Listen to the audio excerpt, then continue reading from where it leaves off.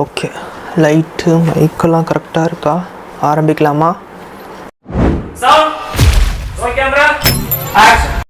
Filmy Fox viewers எல்லாருக்குமே ஒரு பெரிய வணக்கம்.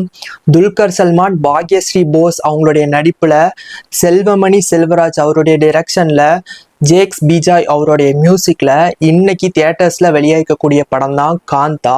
இந்த படம் எப்படி இருக்குது அப்படின்னு பார்க்குறதுக்கு போகிறதுக்கு முன்னாடி நீங்கள் இப்போ தான் நம்ம சேனலை ஃபர்ஸ்ட் டைம் பார்க்குறீங்கன்னா மறக்காமல் ஒரு லைக் பண்ணிக்கோங்க.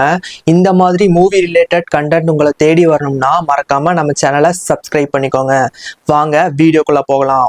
கிரைம் இன்வெஸ்டிகேஷன் த்ரில்லர் படம் பார்க்க உங்களுக்கு ரொம்ப பிடிக்குமா?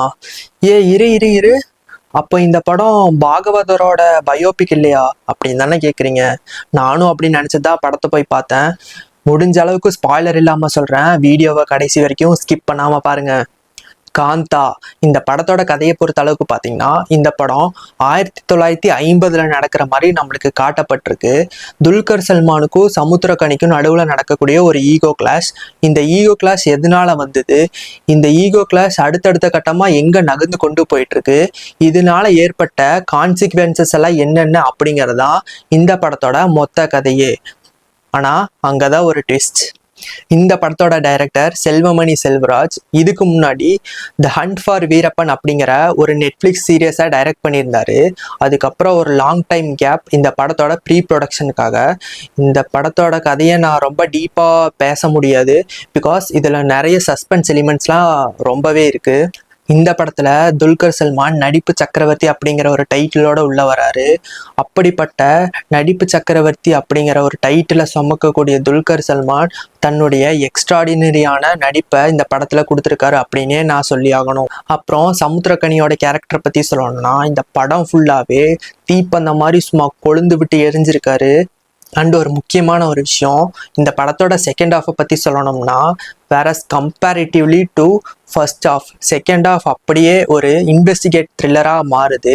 ஏன்னா இந்த படத்தில் ஆரம்பத்தில் நடக்கக்கூடிய ஒரு சம்பவம், அது என்ன சம்பவம் நான் இப்போ சொல்ல மாட்டேன், நீங்களே படத்தை பார்த்து தெரிஞ்சுக்கோங்க. அந்த சம்பவத்தை யார் பண்ணா அப்படிங்கிற கோணத்தில் செகண்ட் ஹாஃப் நகருது. அந்த கிரைமை இன்வெஸ்டிகேட் பண்ணுறக்காக போலீஸ் ஆஃபீஸராக உள்ள வராரு நம்ம ராணா டகுபதி அவர்கள். அந்த சம்பவத்தை இன்வெஸ்டிகேட் பண்ணுற யூஷுவலான ஒரு போலீஸ் ஆஃபீஸராக இல்லாமல் ஒரு எக்ஸென்ட்ரிக்காக அங்கே இருக்கிறவங்களுக்கு ஒரு இரிட்டேட் பண்ணக்கூடிய ஒரு கேரக்டராகவே போர்ட்ரைல் பண்ணியிருக்காங்க. நம்ம ராணா டகுபதி அவருடைய கேரக்டர் போர்ட்ரையிலே டிஃப்ரெண்ட்டாகவே இருந்துச்சு. ஸோ ஓவராலாக இந்த படத்தை பற்றி சொல்லணும்னா, it's not a great film, but it's not a bad film. Definitely இது ஒரு தியேட்டர் வாட்ச் மெட்டீரியல்.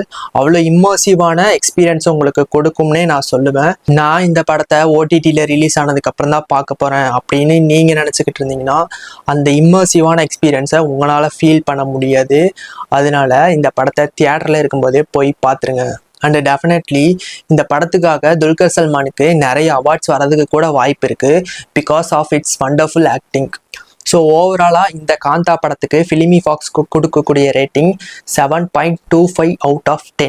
இதே மாதிரி இன்னும் பல மூவி ரிவ்யூஸ் உங்களுக்காக வெயிட் பண்ணிட்டு இருக்கு. ஸோ மறக்காமல் நம்ம சேனலை சப்ஸ்கிரைப் பண்ணிக்கோங்க. அடுத்த வீடியோவில் உங்களை வந்து சந்திக்கிறேன். Until then, it's boy from your black.